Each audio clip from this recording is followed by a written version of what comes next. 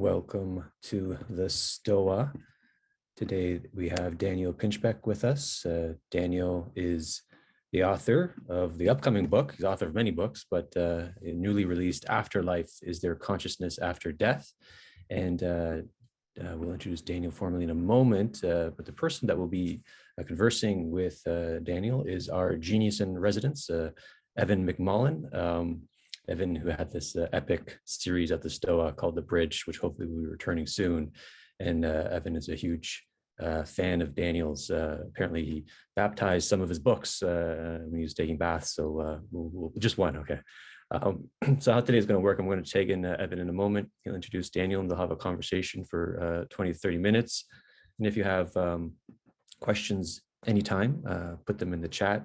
And then when it comes to the Q&A portion, I'll call and you can ask your question to Daniel. And if you don't want to be on YouTube, just indicate that. I'll read your question on your behalf. So with that being said, Evan, you're up, my friend.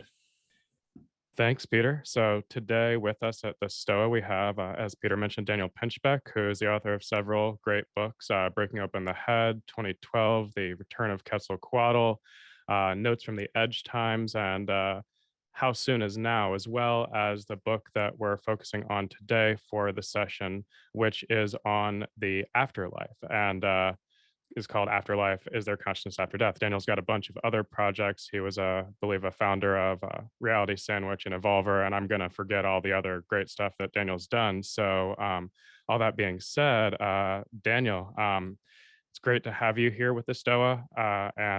So the format for today will be a short conversation with you and me, a sort of interview style thing, and then we'll open up to bring in the rest of the people in the room to ask questions. So when we announce that at any time, basically, you can feel free to put any questions that come up into the chat, and then we'll pivot to the Q&A at some point, maybe 20, 30 minutes in. So Daniel, I guess my first question for you is, so what was it that made you feel that this was the right time for you to write a book on these new paradigms of life and consciousness and as you put it, monist idealism? So obviously everything happens in its own season for its own reason, but I'm curious about the timing of this particular work.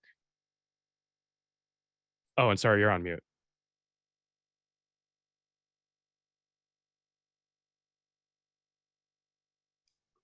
Hi. So Evan, yeah, I actually wrote it for a contest. The Bigelow Institute, this Robert Bigelow aerospace billionaire, put on a contest for the essay that would, essays that would make the best case for the existence of some type of life after death, consciousness after death. And in fact, I did not win any of. I mean, there were some massive prizes in that event, but I didn't win anything. But actually, to be honest with you, although I like the ones that did win, I still think that mine was just a different angle that I can sort of understand. Maybe it was a little bit outside of the purview of what they were looking for, but actually I'm fully very satisfied with what I came up with.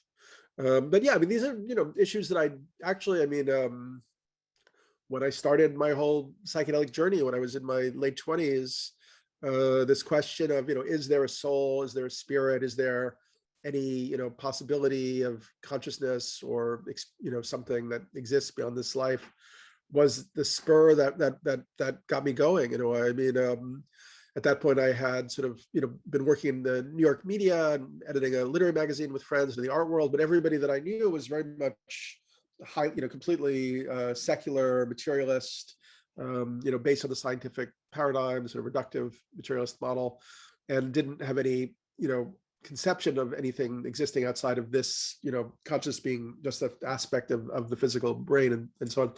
And I began to realize that was a massive issue, because it led to just general nihilism and apathy and kind of despair, actually, kind of like. And I've had that inside myself, and that's why I started this whole journey. So in a way, it was like a return to subjects that have always mattered to me. And some of the stuff that I wrote about in Afterlife, I also wrote about in the 2012 book, looking at like monistic idealism and talking about people like Amit Goswami and so on, Rupert Sheldrake and so on. So yeah, so it's just for me, it was like a wonderful opportunity to dive back into some of these ideas and thinkers and learn a lot. I learned tons doing it. And actually, I want to write more on the topic and go deeper in. Well, it was a really interesting read. One of my consistent curiosities that I wanted to ask you about as I was reading the book has to do with the choice of the term, actually, monistic idealism. So, quick review here. Basically, you have traditionally monism and dualism as sort of opposing philosophical positions, of course. And then the thing that struck me was in the book that you talk about the framing of monistic or monist idealism, and then you also talk about non-dualism, non-duality a lot. And so in a lot of the traditions that talk about non-duality, I'm thinking here particularly of the Indo-Tibetan Buddhism, which you reference a lot in the book. There is a rejection of monism as well as a rejection of dualism, and that's sort of where I kind of intuitively come from. Is that it is a sense that non-dualism is not quite monism and is certainly not dualism. So I'm wondering how you personally relate to the seeming tension of choosing a monist paradigm while also obviously having a lot of experience with non-dual states of consciousness and valuing deeply those traditions of non-duality. Okay, Evan, now I see why you're the Stoa's genius in residence. It all becomes clear. I mean, yeah, I hear what you're saying. I mean, looking for terminology to explain, what seems to me clear, which is that rather than matter, so rather than conscious being an epiphenomenon of the physical and the material, that actually the material and the physical is somehow like a projection or an expression of a kind of underlying field of consciousness. Just looking for language to explore that. And so for me, I didn't feel the tension between non-duality and monistic idealism. And now that you bring it up, I could see that there could be a tension there.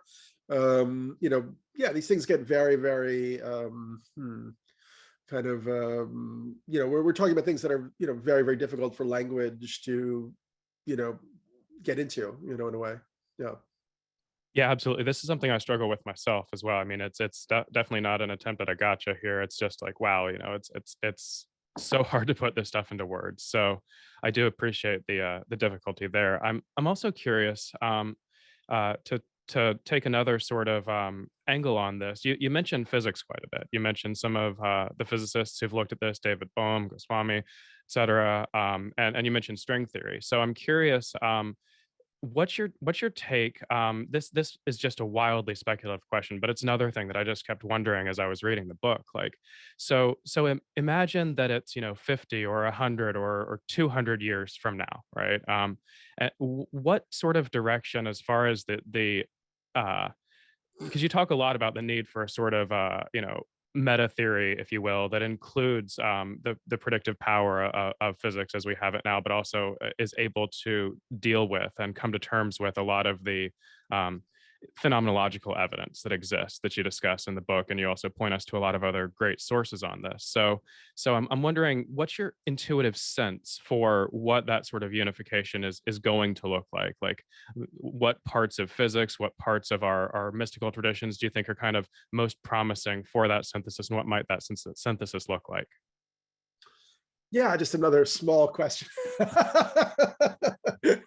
Don't you want to ask me like what I had for breakfast? All right. Well, anyway, yeah. I mean, it's hard to predict, I guess, but I mean, we have a word like dimensions. So, and some people feel that that's a very inexact or inaccurate word. Then we have string theory, which posits a number of dimensions that are defined by very complex mathematics that I don't really understand. I mean. From the phenomenological experience of working with these different psychedelics, it did have, there is the sense that there are these different kind of like, subtle planes that work in different ways, that have forms of, consciousness embedded in them in ways that we don't as of yet have language for or a way of understanding. With the 5-MeO DMT experience, I think you mentioned 5-MeO AMT, which I don't know as well, but 5-MeO DMT, is the experience of, tends to be kind of like experience of dissolution into the void, which is ecstatic and blissful, but also in a way kind of terrifying, because when you come out of it, you recognize that there was this experience of bliss and unity, but there was no individual identity there to have that experience. So it's that seems like an experimental confirmation of what Buddhists talk about as the void or nirvana or whatever. And potentially it's also makes sense. I mean, one of the, I think I mentioned in the book, is that little YouTube video, the 10 Dimensions of Space-Time Explained, which just for me trying to find my own frame of reference for understanding. Like, I actually found like the last time I did 5-MeO DMT, it to be very like disruptive, because it's like every day for like months and months after, I was like having to use some of my like meager psychic psychic processing power every day to sort of be like, what was that? How do I fit that into my, I mean, is this, any, that little video was helpful for me, because it sort of puts out this way of thinking about the dimensions, and it proposes that the sort of infinity of infinities is like, one dimension, and beyond that is even the sort of loom of the superstrings that are vibrating in all these 10 dimensions at once. So maybe that's another way to think of nirvana or the void. It's this, you do have the sense of these like infinite crystalline mandalas, these patterns, these oscillations, and so on. So maybe that's like the basic level, and we totally dissolve. And for me, that actually became a very helpful way of rebuilding back up, because then we could say there is this spaceless, timeless, non-dual, perfection that underlies everything, which is exactly what Tantra talks about when they say, samsara is nirvana and so on, but then there could be other, planes built on top of that, all the way to this one. And I found peace with that conception. I mean, even, one of my feelings is that like kind of the Eastern traditions are very focused on, achieving unity with the void, overcoming the self and so on. Western esoteric traditions are a little bit different. Like we have more of an interest in evolution, more of an interest in like the game of the soul and the cosmos and so on. Like Rudolf Steiner, who's like one of my great heroes, kind of describes future realities, where the universe is constructed very differently. Maybe it's subtler. Maybe we don't have like a physical body in the same way. There's other forms of substance. We're both in the distant evolutionary past and in the future. Like, yeah. So I think there's a way that all of these different ideas can kind of coexist, if you can find that sort of balancing point.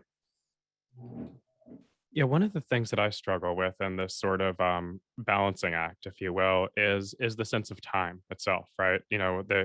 The very phrase or word afterlife, right? The sort of linearity of that, the idea of a single soul going through a succession of lifetimes and bardos, or whatever you want to call the transitory states, the liminal states there.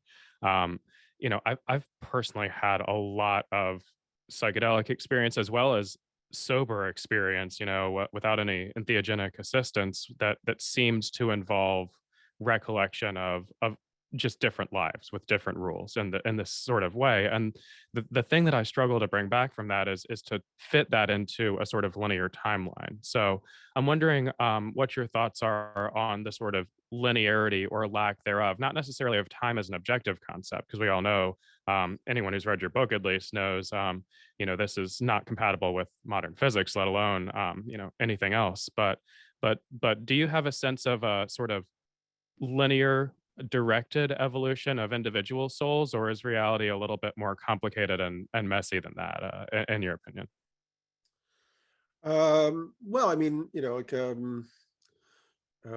talked about this stuff in 2012. Like, Nietzsche, questioned this whole idea of cause and effect. Like, what if the effect actually precedes the cause? Like, we're in a certain kind of container, where space-time is perceived, in a certain way, but from another point of view, it may not be like that at all. I mean, there may be, for all we know, the universe that we're experiencing is constantly being like rearranged from a higher dimension. Like, I'm sure you've heard of like the Mandela effect and so on. I mean, some of the, when I studied the crop circles in England, or a phenomenon that's often very ridiculed, but actually I found it to be, really profound and suggestive, that's something else, some other form of intelligence or consciousness, or like us in the future, or us in the future past, or us in another dimension, or however you want to see it, was somehow playing, with us, with our causality, with the notions of our causality, or yeah. So it could actually just be a total game that we are just in this drama, like experiencing in a certain way. So one question that's maybe a little bit personal, but hopefully this is okay. I'm curious. So you write with a lot of references and a lot of great pointers at other work in this area. I'm curious, in your own life experience, what, if any, is the sort of most compelling phenomenological experience, phenomenological evidence, if you will, that you can share with us, as far as, wow, I've really got to reevaluate this sort of, reductionist materialism thing, and specifically ones maybe that pointed you towards looking at this idea of the way that something of ourselves might survive what we relate to as death. Yeah, I mean, it's I think it's very hard to give a convincing dissertation. I mean, it's like when one talks about past lives or future lives or whatever, you can just sound like a blithering fool. As when you try to talk about your psychic or paranormal experiences, they're very subtle, they're very contextual, and I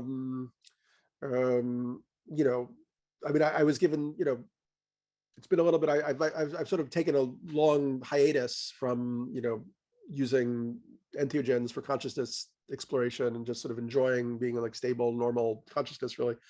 But there were many, many different experiences that seem to indicate,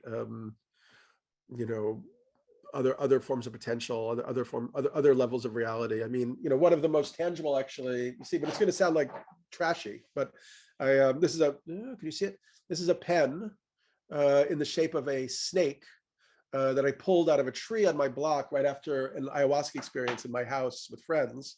And it's like a 100-year-old pen that's made of heavy metal, like pewter, like a pen I've never seen before. And it was at this point in my process where I'd written the 2012 book, and my editor said I had to totally rewrite the book. And I had this ayahuasca experience because I was like, no way, I can't do this. It's too big a job. It's too painful to contemplate. And, drinking the medicine, thinking about the cosmic serpent, the feathered serpent, then going to this bar on my block, the sake bar afterwards, because it was still pretty early, standing outside, seeing where the tree bifurcated, this tiny little metal object gleaming, pulling it out. And it was this pen was like, a clear, to me, kind of like, revelation. It also felt like a recollection in some strange way, but of these other dimensions that are contiguous with this one, and it can feed back information or even material form, as they wish. So that sounds crazy, but it happened. But and beyond that, as I wrote in 2012, I had some past life experience. I mean, I don't necessarily think there's like a one-to-one correspondence. It could be more that it's like a resonance, like a field of resonance. I mean, this idea that while we're alive, we are creating these kind of patterns of thinking, feeling, willing, that somehow may exist, in kind of morphic fields, as Sheldrake talks about, or in through quantum non-locality, and that it's sort of reasonable to assume that these patterns that deepen throughout our lives, continue to exist in some form after our lives, and then, may actually seek to re-embody, to continue. And, if you look at like the Ian Stevenson work, where biology and reincarnation intersect, they found that a lot of the sort of the quickest reincarnations happened when somebody had died young and violently. It was almost like there was a sense that their potential was thwarted, their evolutionary opportunity was cut short. And so that soul had this, like, much more urgency to get back into the game in a way. So yeah. Yeah, it's really fascinating. I mean, I had this experience the first time I ever engaged with ayahuasca, I had made it myself. I was completely irresponsible about it. And that was like a right there conversion experience. I'd been a scientific reductionist materialist my entire life, and I just couldn't after that. There was something going on there that was just completely transcendent to all of that I had to grapple with. So I do understand that, though, that this stuff is so personal and hard to convey the significance of. One other thing that I was curious about that you got into in the book is the sort of disagreement among some of the esoteric traditions about the degree to which humans in general are going to have some sort of continuity, like we've been discussing, or whether there's some set of practices or some, something like that. So in, Taoist internal alchemy, they talk about the birthing of the cosmic fetus. There's analogous processes in some of the Western Hermetic traditions and things like the Gurdjieff work and so on. So I'm curious, what your feeling or sense about that is, because you just mentioned some of these children who seem to have experienced past lives, and there's some correlation there where we can kind of see that this might have happened. My sense, I think, is probably that this happens to people without them being some sort of Taoist master. But I'm curious for your take, because this seems to be an issue of some controversy among people that do speak on things like reincarnation. Yeah, I mean, clearly, if the gods wanted us to have cleared up this mystery, it would be cleared up. I mean, it's a, for whatever reason, it's a great mystery. I mean, but it does seem that a lot of the esoteric traditions are very much focused on, the threshold of death.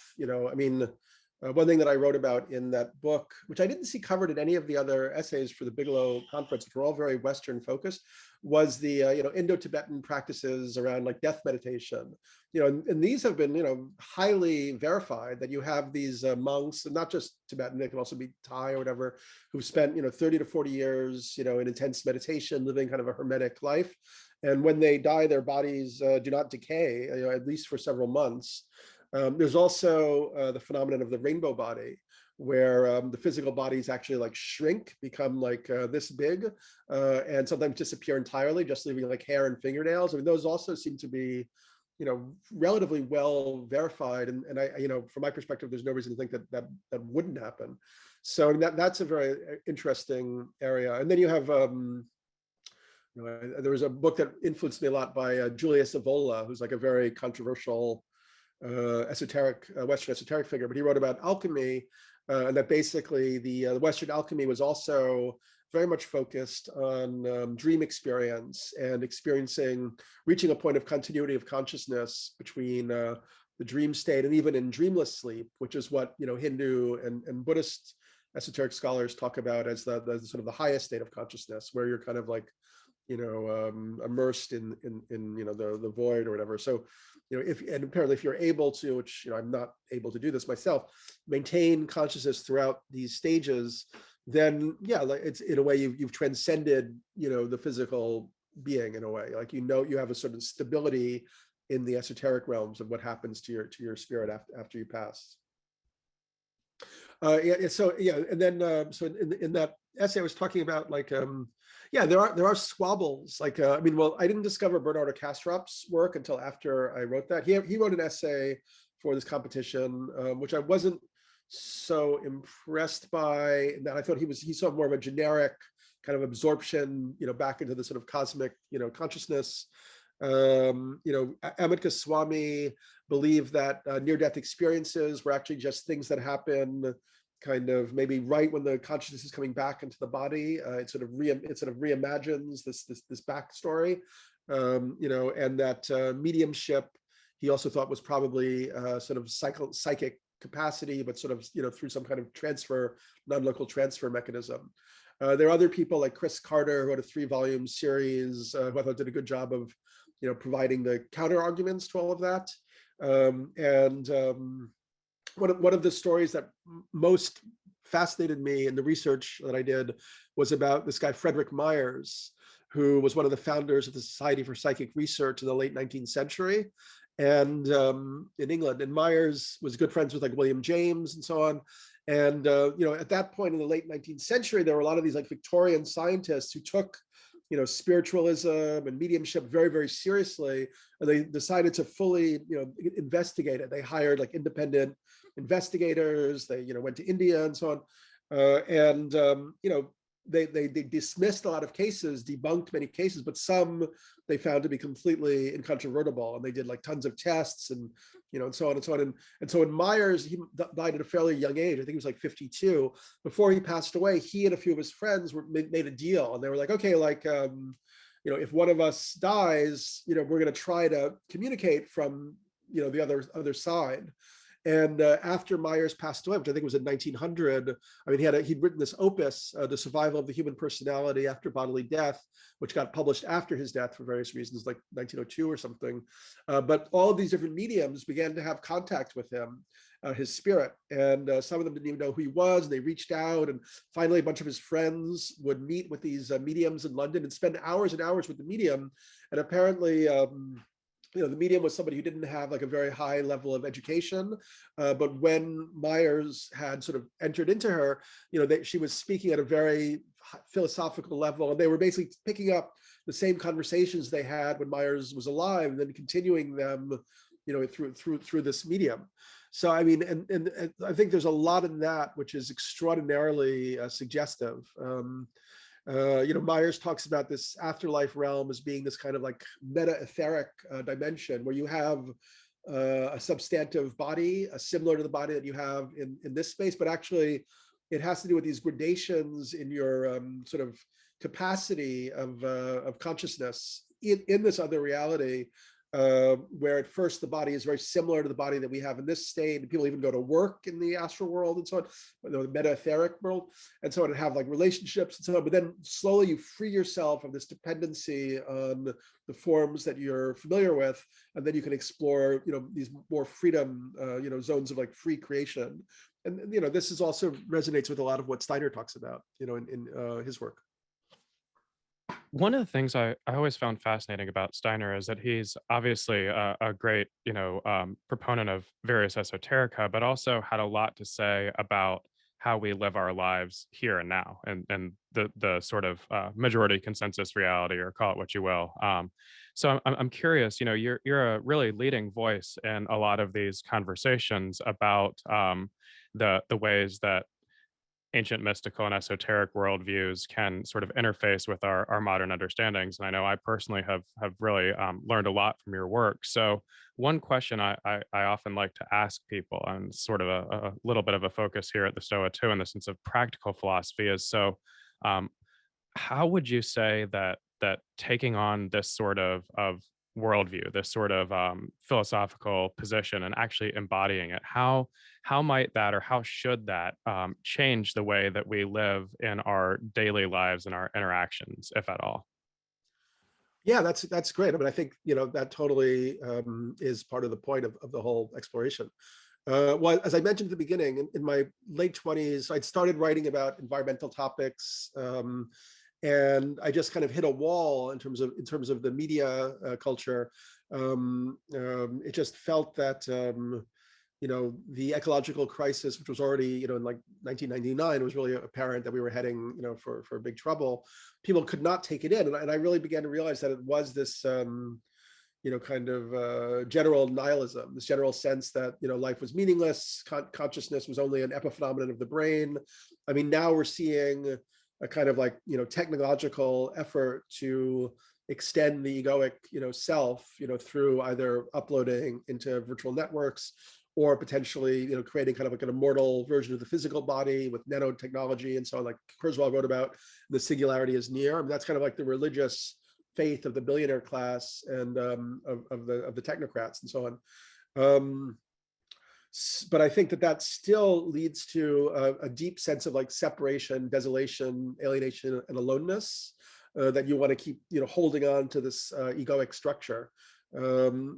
So if we had reasons to feel a certain level of confidence that our soul, our spirit, were actually aspects of a much larger continuum of cosmic evolution, development, and so on, we would actually be able to relax much more deeply. We wouldn't be so attached. We wouldn't cling so hard. I mean, it would also, I mean, the reductive scientific materialism and the materialism of hyper-consumerism are linked, essentially. So if we freed ourselves from the one, we would start to free ourselves from the other. I mean, if we look at what's happening on the planet, I mean, it's not actually, certain that humanity is going to survive this ecological emergency. And we don't know at what the time scale that the destructions are going to appear.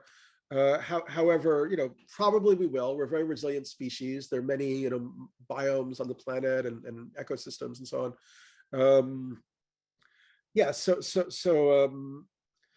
I think that we only can really get through this bifurcation point by a, profound paradigm shift where we understand that even the science, this is why Bernardo Kastrup is so great, is really pointing beyond the reductive materialism now, and really indicates that we're in a universe of consciousness where the material and the physical are expressions or projections of that underlying consciousness, and our own lives, our own beings are actually, threads in this much, greater fabric. So I think it actually is the most, to me, it's like almost the most important thing. I mean, I'm really happy that the psychedelic renaissance is, rumbling forward. I'm glad, maybe my book gave that a little bit of a push. But that I've also noted the way the psychedelic experience has been kind of, in a way, kind of like domesticated or kind of shorn of its more kind of like disjunctive and unusual aspects that include the supernatural, paranormal, psychic aspects. Those aren't really being talked about. It's being much more talked about in a sort of domesticated, like therapy context, or as a spur for human creativity. We're not, it's still not yet really allowable to talk about, the more, mystical and transcendent aspects of the experience and what it kind of points towards, which is kind of what we're talking about here. Absolutely. Yeah. So I want to encourage people to put any questions or comments or anything you'd like to share with the group or with Daniel into the chat now. I'm going to just ask one more question and then we'll open the floor up to anyone who has a question. So the process for this will be that we'll call on you, we'll unmute, ask your question to Daniel. So my final question is a bit of a personal conspiracy theory I have that I'm interested in your take on.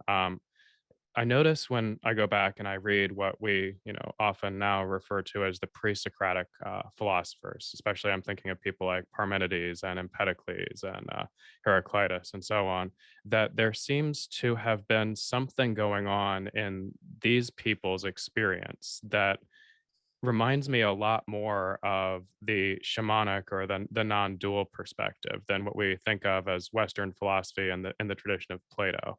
And so I'm wondering, what are your thoughts about how Western civilization in particular seems to have really lost touch somehow with this current of this sort of shamanic or non-dual perspective in a way that most of the rest of the societies on the planet seem to have retained something of, and how this might be connected to our ecological catastrophes. Yeah, I mean, lately, actually, I keep thinking back to, René Guénon, who, like Julius Evola, tends to be, kind of seen as maybe like a little bit tilted towards the right wing or whatever. But I mean, he was a traditionalist. He wrote a book called The Reign of Quantity. And, basically he believed that this was kind of this period that, ancient traditions talked about as like the Kali Yuga, or kind of the descent into the Iron Age, the time of materialism. And that essentially like, humanity has certain capacities, and over the trajectory of the whole species, at some point all of those capacities are going to come fully into like efflorescence, right? So at one point it was maybe in the Atlantean period or whatever, whatever predated what we know. It was a very psychic reality, and we were in touch with all sorts of things that we're not in touch with now. But a time would come in the sort of cyclical evolution of humanity where we would develop the material technological aspects to the full extent that we possibly could. And so that's this time, and the only way that could even become seen as so valuable is if we had really lost a lot of our other capacities. And so we can see, you know, the question is whether, like, do you ever read John Lash, Not in His Image, about Gnosticism, you know, where he proposes that, you know, sort of the monotheisms were somehow kind of a intervention of these sort of archonic forces who really cleverly deviated humanity from its kind of a correct development path, away from initiation towards indoctrination, control, you know, kind of priest hierarchy castes and so on. I think that you know, is, to me, that's very clear that that's what happened. That, you know, that we got sort of, you know, deviated, and then, you know, as that deviation continued, you know, there was a hypertrophied focus on kind of rationality, you know, the left brain and so on. And that even led finally to the Inquisition, you know, the witch burnings, you know, as the colonial went around the world, they tried to annihilate the vestiges of shamanic cultures that possessed that, you know, intuitive and psychic capacity and so on. So that all, you know, reached its kind of crescendo in the 20th century. And now we can see the beginning of the turnaround, like suddenly, you know, through psychedelics, through kind of like the post-New Age movement, still in like a very naive and somewhat primitive form, you know, these new potentialities of the psyche and the esoteric, you know, kind of realms are beginning to be reappropriated, reintegrated into the contemporary consciousness, which to me is like, you know, part of the next, like, you know, spin of the dial in a way. You know?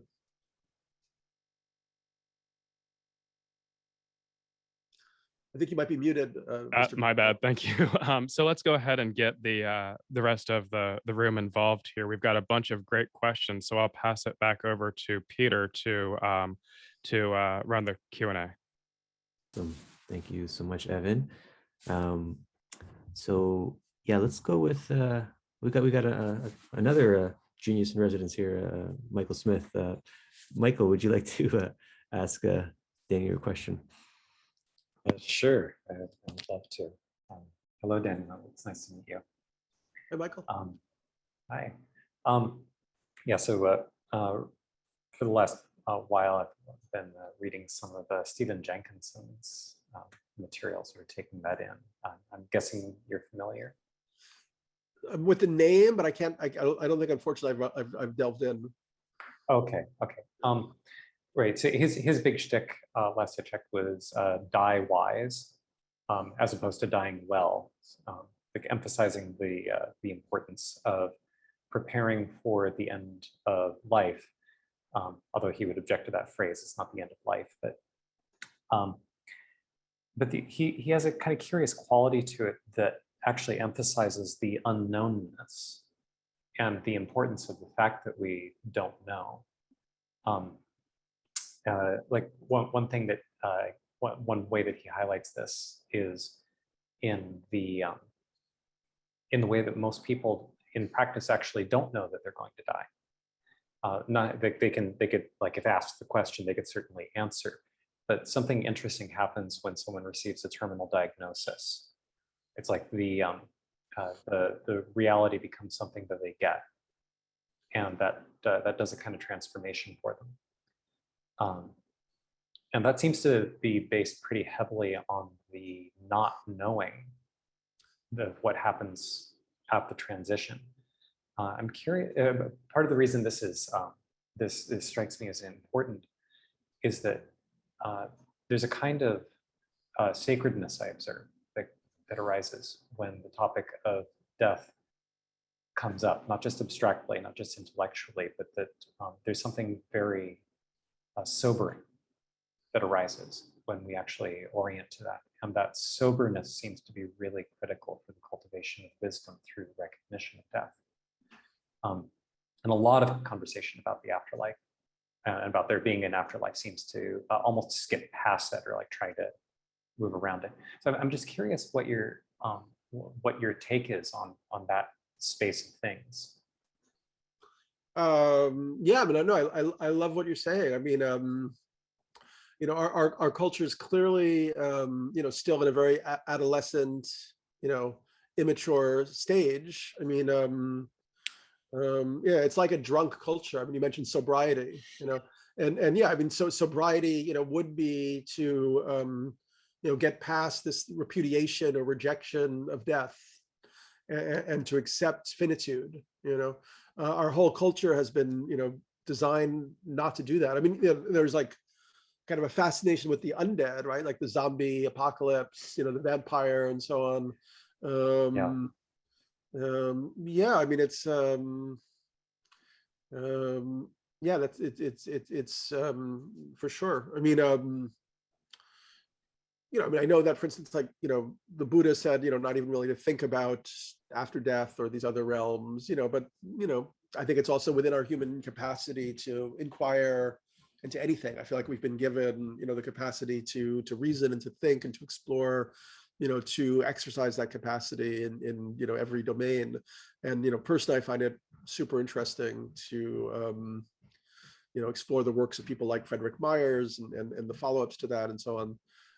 But yeah, it's totally unknown. We don't know. It may be obliteration, it may be emancipation, it may be bliss, it may be all sorts of things. Yeah. Thank you for that. I realize that there's a hard question here that I'm trying to ask, Okay. And if I don't know, if we can't get there, that's totally fine. Let's go with the flow. Did I miss your question? Oh, no, I didn't express it very well. and I'm in hearing and feeling you. I go, oh, okay, this helps me. This is closer to what I'm looking for. I'm wondering how this has, how your work and exploration in this has transformed your relationship to this unknown. Good question. I mean, yeah, I'm 55, and have been through a lot, and had to surrender and give into like failure, like things that I wish to accomplish fell apart. I made terrible mistakes and so on. So it's my mother's 86, and so yeah, it's just like everybody, we're all dealing with this question of the meaning of our lives, the question of mortality, the facing that, resisting the facing of it, and so on. But I feel a lot more comfortable with it. Like I think for a long time. So it's a lot to explore. Like I spent 10 years writing this book, How Soon Is Now, and in 2003, I'd had these very tremendous visionary experiences in the Amazon in Brazil, and the message had sort of come through that humanity is probably not going to make it through this bifurcation point, that we should prepare the vehicle for our higher selves, was like a message or whatever. But I really resented that, and resisted that. I was like, okay, no, we're so, humanity is so beautiful, like we can deal with this crisis, and we can create a system change that builds a regenerative, social structure, and, shift back to local communities that are, doing things properly and, based on agape or whatever. So I spent, 10 years trying to map out, how would, we make such a transition? Actually, I was saying to Peter that I really enjoyed, what was his name again, Peter? The guy who was writing about, speaking about Don't Look Up? Jonathan Rowson. Yeah. Yeah, I mean, he pointed out that perhaps the only way we can deal with the crisis that we've unleashed is to surrender to the fact that we failed. I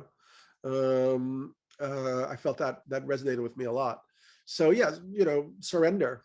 Basically that's what you have to do. You don't really. That's the core of Islam, even. Surrender to the will of God, or however you want to phrase it. I think that liberates you. It opens you and frees you in a weird way. Yeah. Wonderful. Thank you so much. Yeah. Thank you, Michael. Skylar Brown, you're up. Hi, Daniel. Hey, Skylar. Hey, so good to see you. I see you're still in your barn. Yeah, and I see you're in your apartment in New York. Yeah, I'm still in the barn 2 years in. Well, so I had a question for you, and now what you've just said, I'm reframing it a little bit,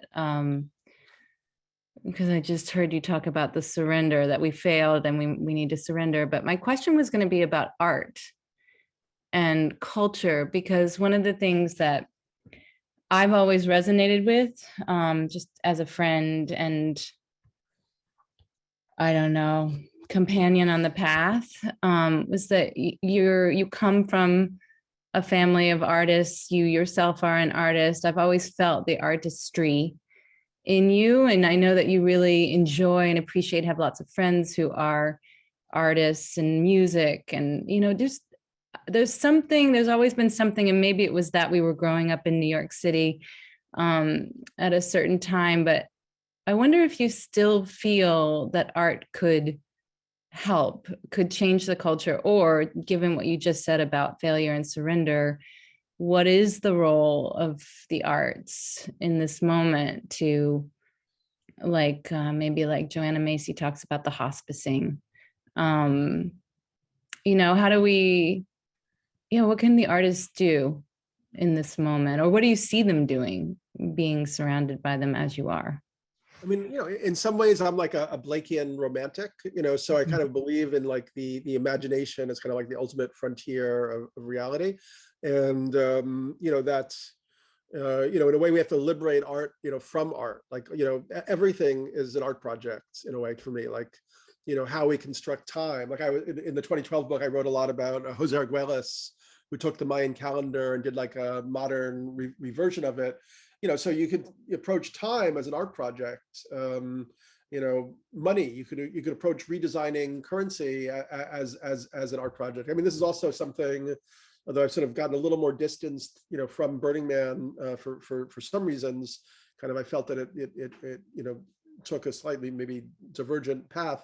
But basically, when you go there and it's a it's a social sculpture, as Joseph Beuys would say, like, and there's a set of, principles that become the new cultural parameters, and everybody just immediately corresponds to those principles and has the most amazing time because they're given this license to explore and everyone's a participant, leave no trace, and all these great things.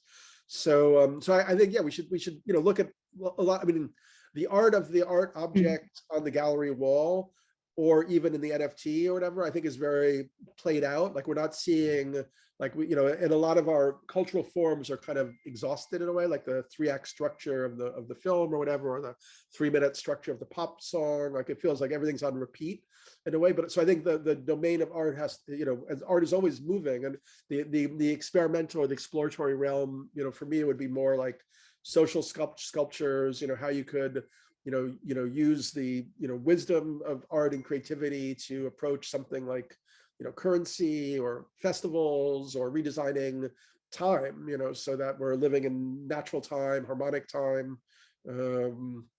again, something like that. Yeah, it feels like there's a move too. I love what you say about everything being art, and I was just remembering the other night Tyson Yunkaporta said something similar. Well, he said there was no word for art in his language because everything can be done artfully. There's no art on the wall in the gallery. But I'm curious, like, even as you speak, like the move from, like, what is it to approach things as art? What is the move? For me, it's like there is like the involvement of the heart and the creativity, that Blakean romanticism, just bringing that forward into the conversation feels good.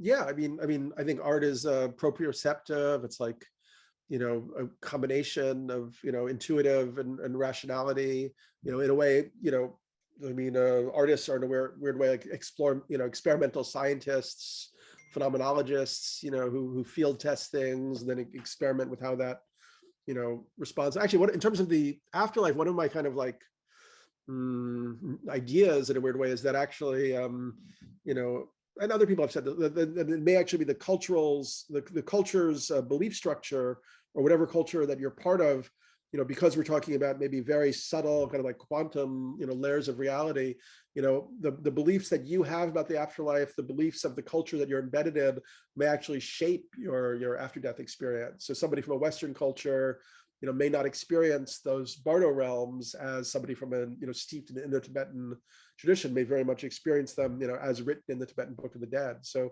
yeah, but I think, the universe is a huge art project. It's a giant poem that's writing itself, and we're all both, the words in the poem and the poets, Thank you, Skylar. Kevin, you had a question. Hey, Danielle. How's it going? I feel like you might be the kind of person to ask this question. So with this, you mentioned, I'm not sure what your full beliefs are, but you mentioned kind of a reincarnation and different souls. And I don't know what the right word is for, like, God, or like the hyper consciousness or whatever.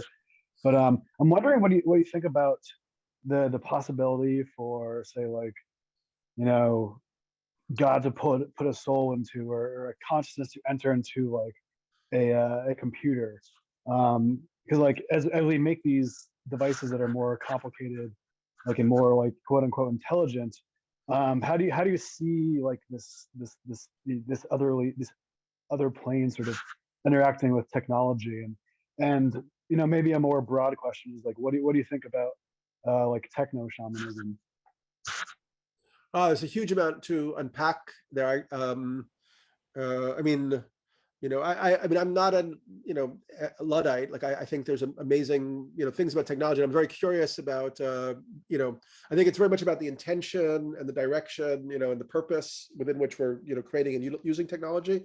And I'm very interested in, whether certain types of technologies might, accelerate, the evolution of consciousness. I mean, there's a book by this guy, Tom Roberts, called The Psychedelic Future of the Mind, where he talks about the sort of, the huge variety of mind-body states.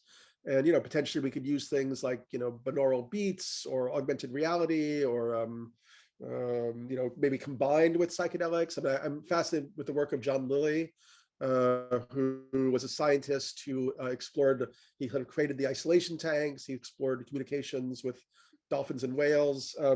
But Lilly ended up having some kind of visions that, to me, are very similar to the visions that Rudolf Steiner had about our future. And, part of what I do in my work is I look at these sort of widely divergent mappings and try to understand how, they overlap or synthesize, or maybe even in some way say the same thing in totally different, like, registers or languages. So, like, Lilly talked about the sort of solid state entities. Like, he began to feel that sort of consciousness, silicon-based technology had its own type of consciousness that was kind of like antithetical to human beings, and was kind of like seeking to pull us, in this direction.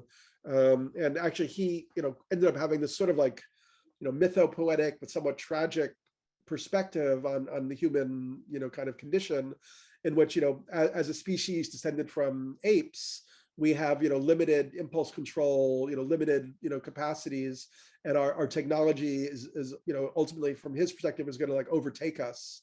And, kind of like a singularity, gone wrong kind of vision. Whereas he felt the cetaceans were actually a more realized type of cosmic intelligence, and that there were cetacean species around the universe who had reached this kind of enlightened state of consciousness. And we were more like a transitional state that ended up sort of like falling by the wayside. So, that was one, I don't know if I totally agree with that, but it's interesting. But Steiner talked about, Steiner was an esoteric Christian. So when he looked into the future, he talked about these, instead of there being just a single devil, he talked about different, sort of spiritual forces or powers that, sought to kind of influence humans or deviate us on a different path, a little bit like I was talking about with Evan, with the Gnostics and the archons, the demiurge.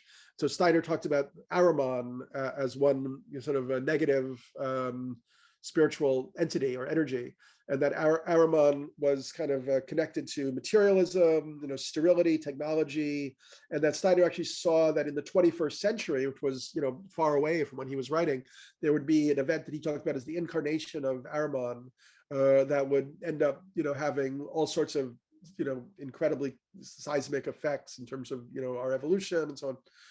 So, I kind of, when I see what's happening with artificial intelligence and this effort to build a general intelligence, or this idea that we're going to be able to create these interfaces between, our consciousness or our spirit, or have that absorbed into the machine realm, it feels to me like it's this sort of Ahrimanic deviation or Ahrimanic trap, and it actually has to be understood and resisted in some sense. And then I don't think we're going to stop it, because Steiner said there's no stopping it. Like, we are going to see this technological insanity happening, but we don't all have to choose that direction. Any follow-up share, Kevin? Wow. No, that's just a lot to take in. Yeah. We've got Airmon, psychedelic something. That was Aramon, great. yeah, Thank you. Steiner, Outline of Esoteric Science is a good starting point. I'll put it in the chat. Thank you, Kevin. So we'll close up shortly, but I'll sneak in the last question here. And first, just to compliment Daniel on his Fire Substack. I highly recommend everyone check it out. He's been posting good stuff after good stuff, really helping my personal sense making. And you have an event coming up on the planetary initiation, I believe. Yeah, Sunday I'm going to do a talk, discussion with my community. Whoever wants to join, absolutely. Yeah. And perhaps that's a good thing to close off with, kind of like the collective death that we might be facing. A lot of people talk about how we need hospice workers of the dying system and being midwives of the new system, or like from game A to game B. And this planetary initiation seems quite helpful. So I'm wondering if you could kind of talk about that and maybe plug the event coming up. Yeah, I mean, like you, I think we're both, kind of exploring the capacities of these new tools, which are amazing and lovely in some ways. And so yes, I'm doing this talk on Sunday, 1 p.m. And then discussion after. And this idea of initiation has been core to a lot of my work. It's something that we find in indigenous, cultures all around the world. There was a focus on kind of the transition from immaturity to maturity, requiring kind of a walkabout, an entrance into like a transpersonal realm, whether through psychedelics or fasting or being left on top of a mountain for a week or whatever. Perhaps it's a good framing for what's happening collectively, because we modern technological civilization has disrupted its connection to initiatory ceremony and so on. Maybe the ecological mega crisis is a kind of collective initiation that's underway, that is going to force a kind of evolutionary transformation or mutation of collective consciousness to a different level. Yeah, and then I still hold out some hope for different forms of system change, as I mentioned to Skylar. Like I think that even I've been doing a lot of inquiry into blockchain, and really sympathize very much with a lot of the very negative left-wing critiques of it. But on the other hand, it's actually shown us that it's possible to launch something that challenges the hegemony of the global financial system, and with that, the sovereignty of nation states and the authoritarian structures of the corporations and so on. So is it possible to take that learning and build something more based on like the peer-to-peer principles that somebody like Michelle Bowens explores a lot with the Peer-to-Peer Foundation?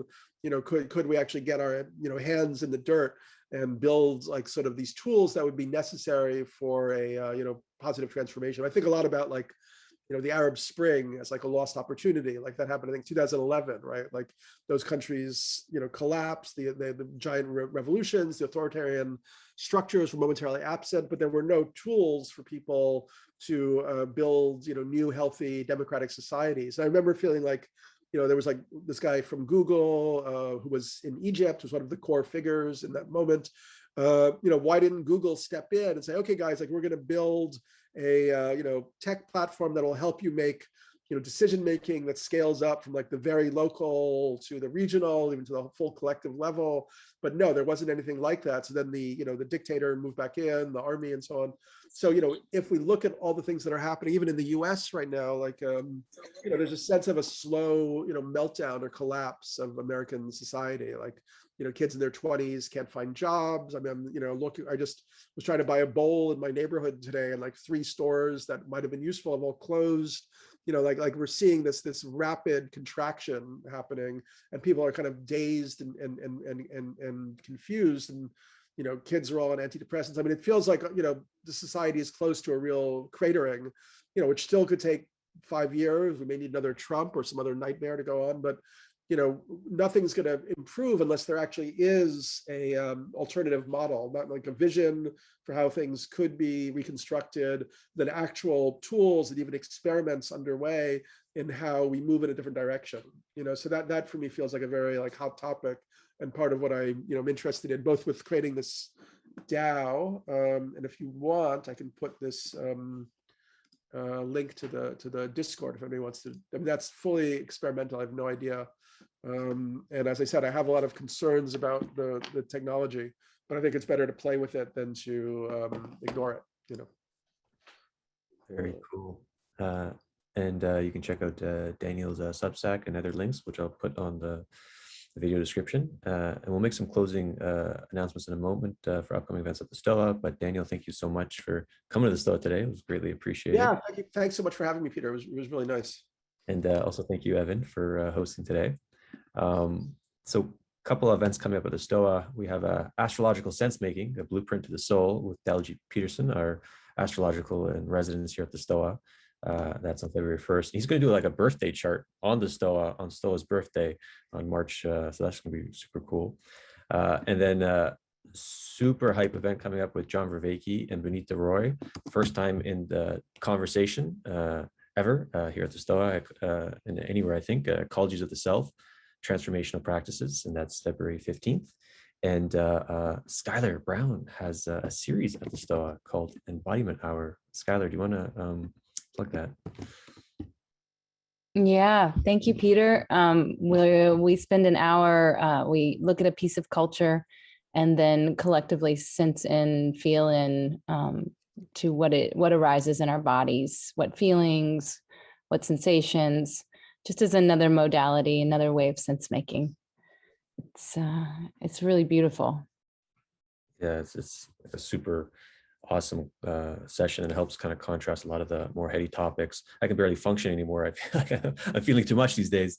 So I appreciate that, Skylar. And you can RSVP at the stoa.ca for upcoming events. So that being said, Daniel, Evan, everyone, thank you so much for coming to the Stoa today.